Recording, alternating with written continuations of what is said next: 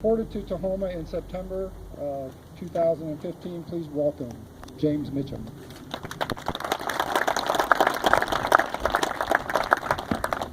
Thank you, Tom. My staff was worried if I was going to be able to look over the podium, so I think we're doing okay. All right. Thank you. Good afternoon. I'm delighted and honored to be here with you today to commemorate the 50th anniversary of the Vietnam War. As you know, my name is James Mitchum. I am the assistant director, but one thing Tom failed to mention is that I am the assistant director of the most beautiful national cemetery in our country, the Tahoma National Cemetery. I'd like to start by asking all our Vietnam veterans to please stand. Ladies and gentlemen, thank you so much.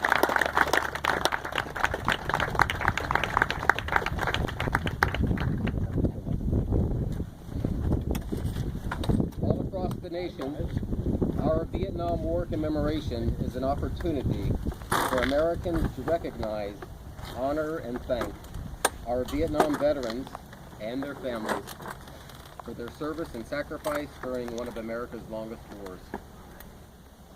Some 9 million Americans served during the Vietnam era, and over 7 million are still with us today.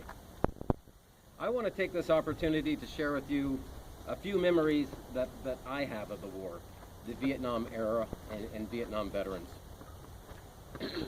I, like many of my generation, a youngster that I am, I witnessed the war as it developed, and with two very significant people. And one of them was my father, and one of them was Walter Cronkite. My father was a veteran. He served during the Korean War time period and throughout the 1950s.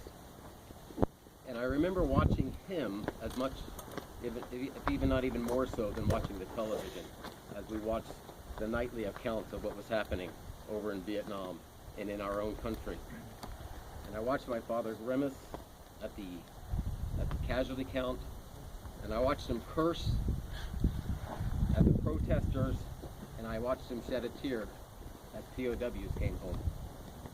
One particular evening, I recall that there was a special on the state of the war, and one of these 2-hour specials, and it was prefaced by viewer discretion, graphic content, parental guidance is advised.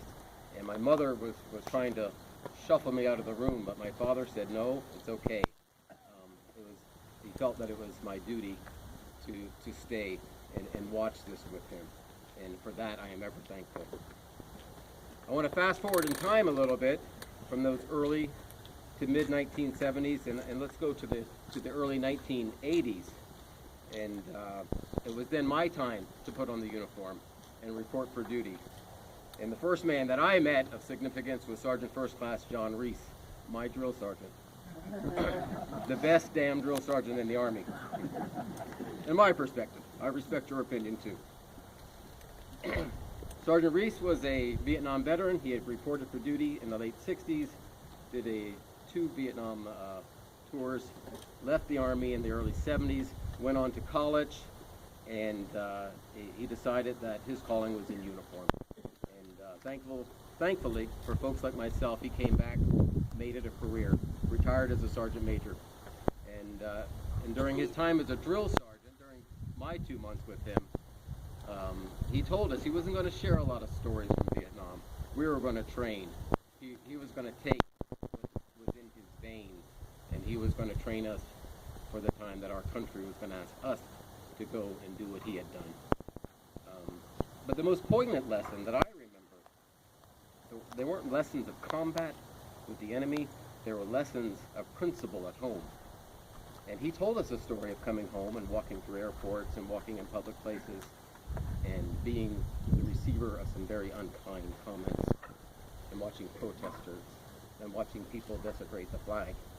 And we were riled up. We were a bunch of little privates ready to go out and just seek revenge on behalf of our drill sergeant. But he said, you just finished swearing to defend and support the Constitution of the United States and all its amendments, and that freedom of speech angered us that people would use the freedom of speech to do those things. But he said, can you reconcile that as a citizen soldier, as a volunteer? And that is going to be one of your greatest challenges that I can give to you. So anyway, I'm going to fast forward one more time. Let's get in the time ship. And we're going to go all the way to the year 2016. And this is a memory of Vietnam that's been in with me for the last 2 days. On Easter Sunday, I came by the cemetery to check on things, and I stopped off at our public information center, and we had a lot of visitors. Beautiful day, beautiful Sunday. And a gentleman came by, and he was checking out the cemetery. He was going to attend one of our committal services sometime this week. And so we got to talking, and he was a Vietnam veteran as well. And he was coming to the service for a friend of his, a man named Jack. And he explained to me that Jack was one of our Vietnam veterans who came home, but he never really came home. And for 40 years, Jack had a tough time. And anyway, it was time to lay Jack to rest. And I told him that come the committal service, our volunteer honor guard would honor Jack. And we would fire our 3 volleys. We would play taps. The active duty would fold the flag, and it would present it to Jack next of kin. And then my staff would take over, and we would bring Jack, and we would rest him with his colleagues and his friends here, and Jack would be there. So to me, whether as a 12-year-old boy watching the news with my dad, or a 19-year-old recruit following Sergeant Reese up Tank Hill, and we did follow him, or as a caretaker at these hallowed grounds, talking to a fellow veteran about veterans. Vietnam veterans were always my heroes, and they still are, for they have given us much. The following facts, to me, are the real narrative of the Vietnam War. 91% of Vietnam veterans say they are glad they served. 74% said they would serve again even knowing the outcome. 97% were discharged under honorable conditions. 85% of Vietnam veterans made a successful transition to civilian life. And 87% of the American people today hold Vietnam veterans in high esteem. In short, Vietnam veterans are a